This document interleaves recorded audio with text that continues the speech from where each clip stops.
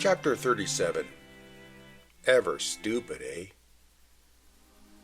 Opinions on human intelligence are as numerous as they are impassioned.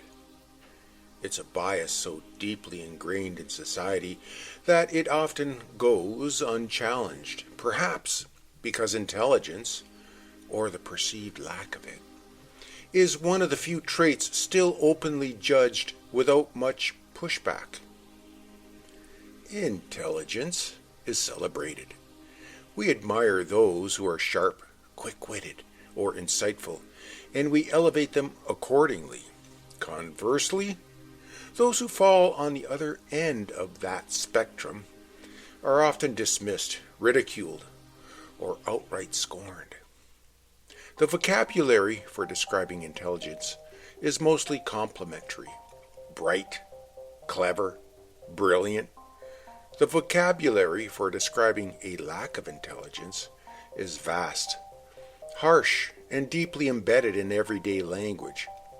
Slow, dim, thick, clueless, airheaded, and of course, stupid. Unlike other forms of discrimination, society seems remarkably tolerant of labeling people as stupid.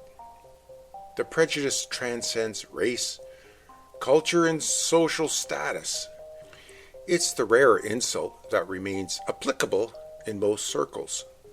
Think of how easily we call someone an idiot for making a poor decision, especially when that decision inconveniences or dangers us.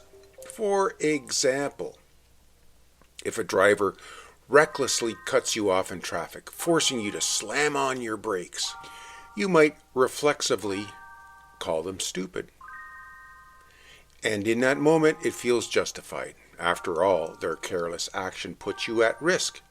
In a split second, their behavior earns them the stupid moniker, even if, in reality, they might otherwise be a highly competent person who has minimal driving skills.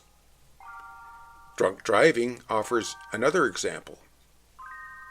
A person of average or even high intelligence can make the profound stupid choice to drive under the influence.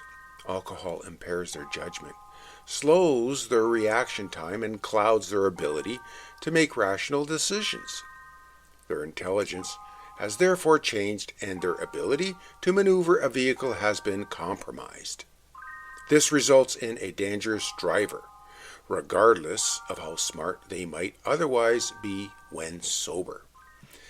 Now, consider another scenario, one that complicates the equation.